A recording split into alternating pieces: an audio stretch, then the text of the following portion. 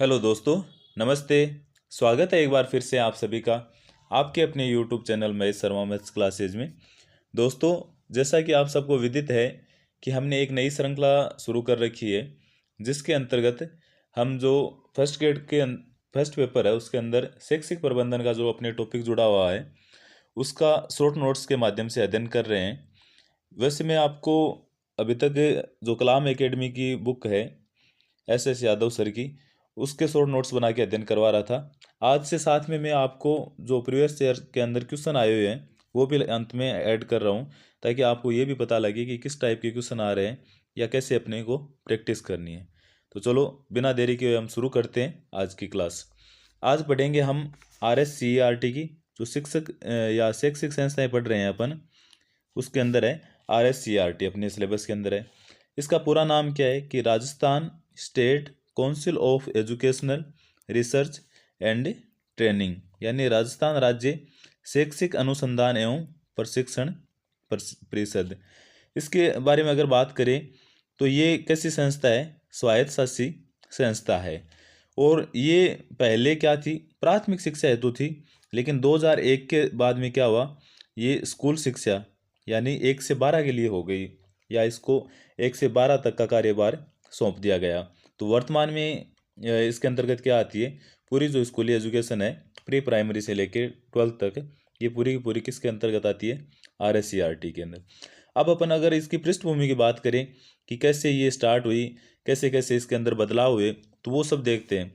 इसकी शुरुआत होती है 3rd 5 ईयर प्लान है, यानी तृतीय पंचवर्षीय योजना थी, उसके अंतर्गत इसकी शुरुआत की गई।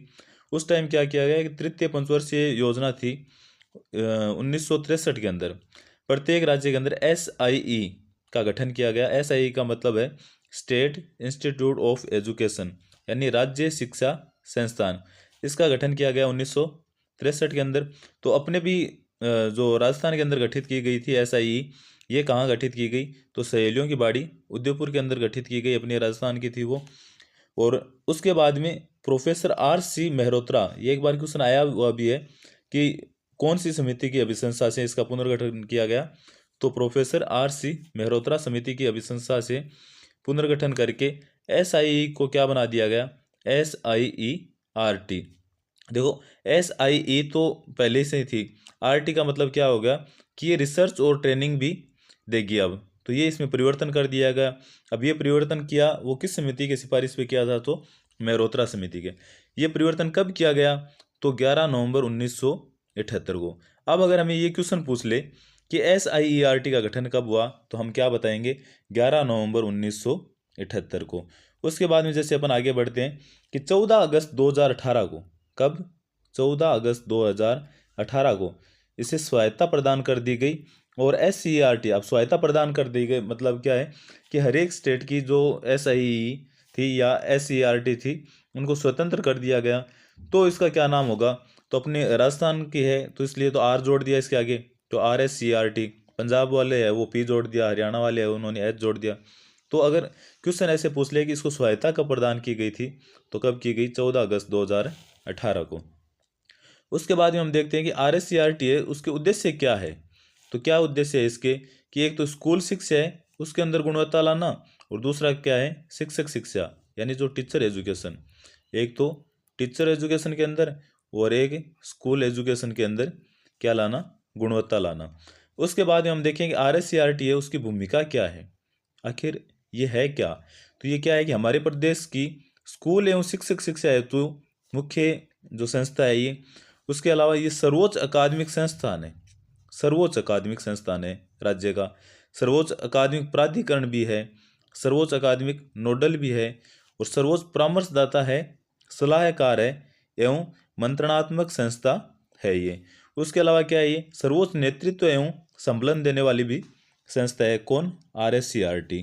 उसके बाद में अपन देखें कि प्रबंधन एवं प्रशासन की जो RSCERT है उसका प्रबंधन कैसे किया जा रहा है, या इसका प्रशासन कौन चला रहा है या कौन कर रहा है।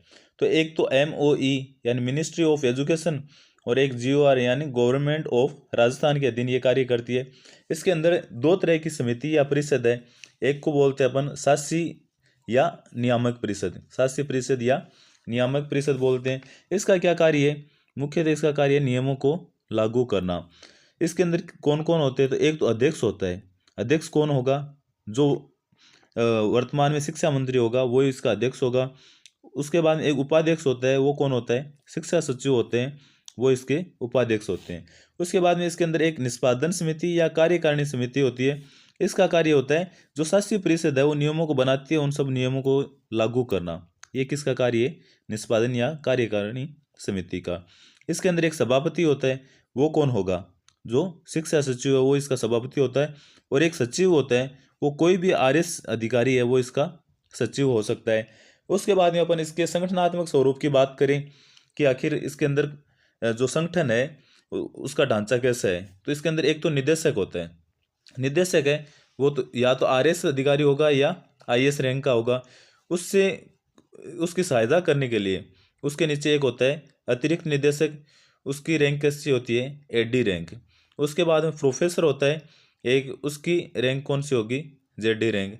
उसके बाद एक प्रोफेसर फर्स्ट और एक प्रोफेसर सेकंड होते हैं। तो प्रोफेसर फर्स्ट है उसकी तो रैंक अगर हमें पूछ ले तो डीडी रैंक के होते हैं वो, और प्रोफेसर सेकंड पूछ ले तो वो किस रैंक के होते हैं, डीईओ। उसके बाद में उनसे नीचे होते हैं एसोसिएट प्रोफेसर, उनकी रैंक कौन सी होगी, तो स्कूल प्राचार्य यानी स्कूल प्रिंसिपल की जो रैंक होती है वो इनकी रैंक होती है।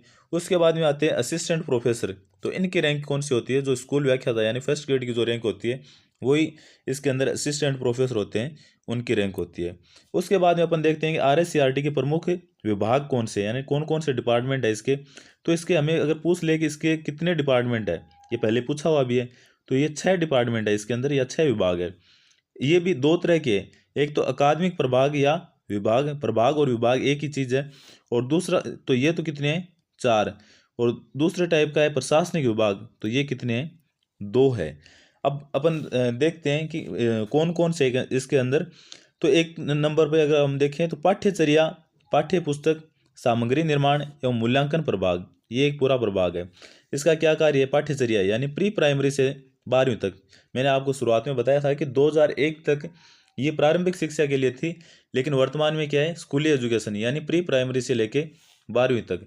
पाठ्य पुस्तक यानी जो एनसीएफ 2005 है उसके आधार पे अपनी पुस्तकें बनती है, तो उसके आधार पे पुस्तकें बनाना। और कौन कौन सी पुस्तकें, जैसे भाषा की है, जो भी भाषा जहाँ चल रही है, गणित की है, विज्ञान की है, सामाजिक विज्ञान की है, ये सारी पुस्तकें कौन बनवाती है, आरएससीईआरटी का ये प्रभाग बनाता है।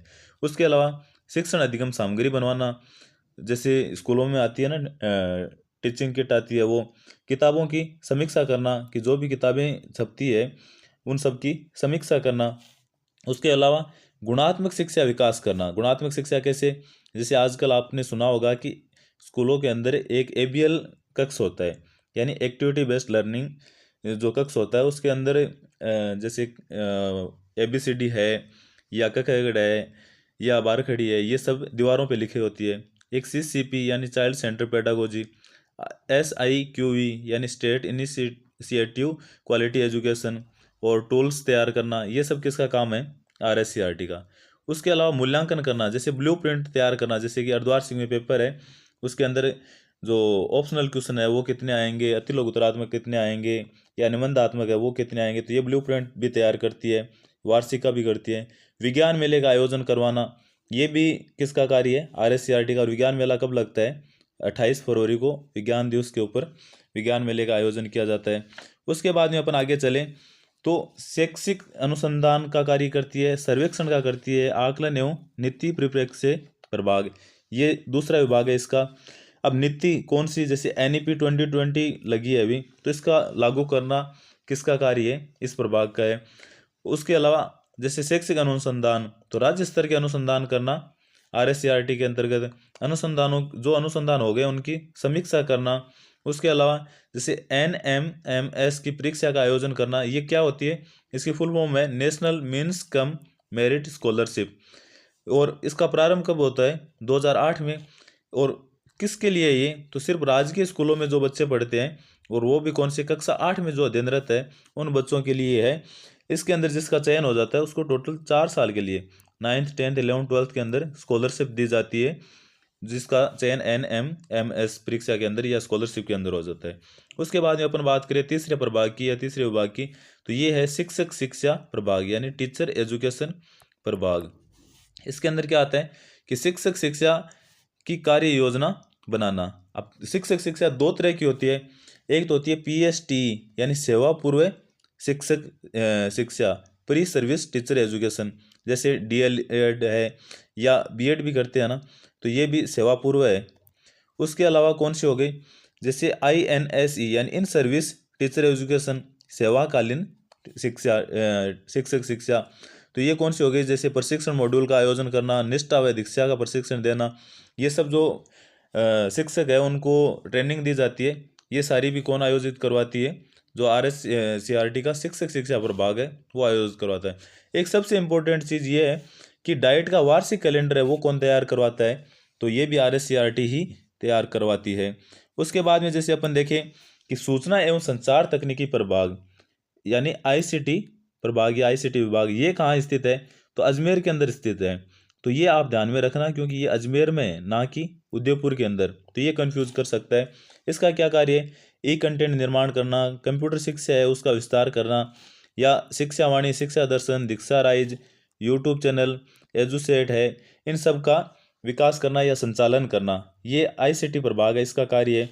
उसके अलावा जैसे 5 नंबर पे अपन देखें सर्वांगीण विकास एवं सामाजिक न्याय प्रभाग है एक, इसका क्या कार्य है कि CWSN हेतु समावेशी शिक्षा की व्यवस्था करना। CWSN child with special need, इनके लिए क्या की जाती है, समावेशी शिक्षा की व्यवस्था करना।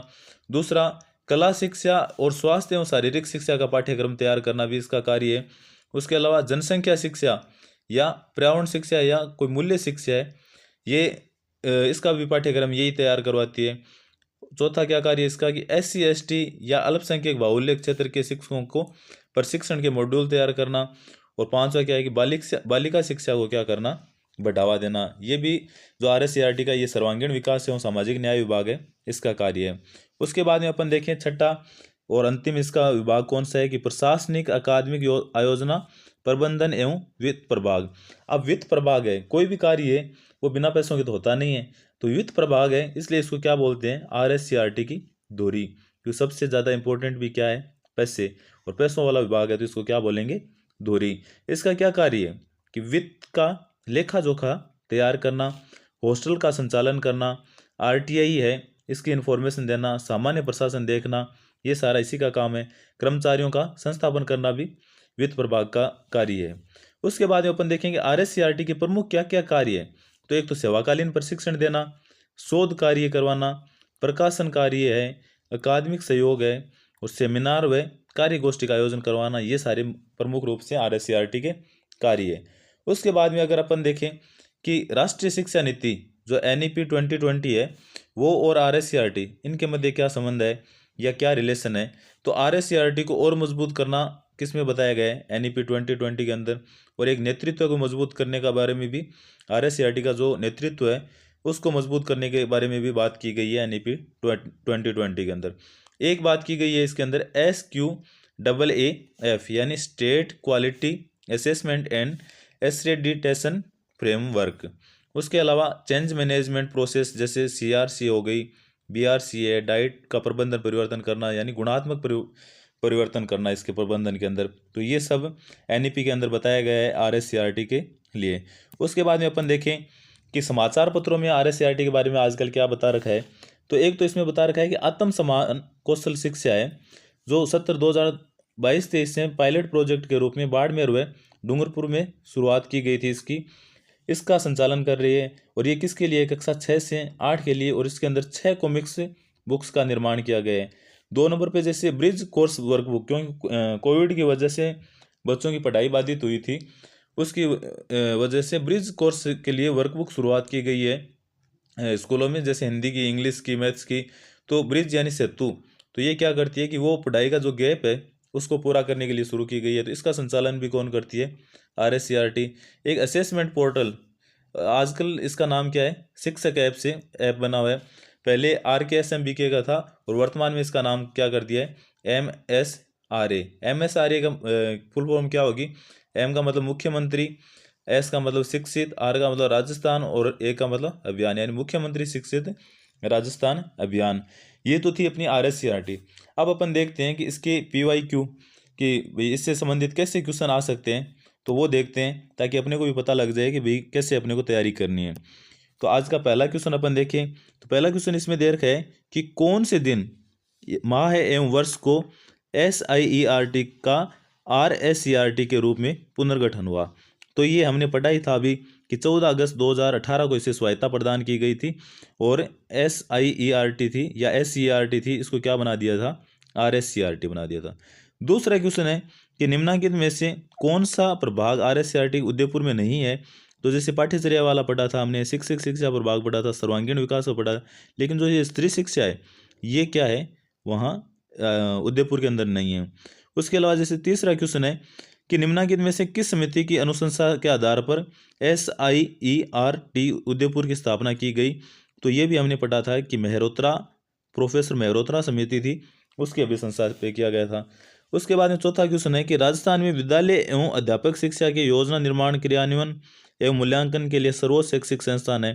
तो ये तो आप सबको पता ही है कौन सी है, RSCERT।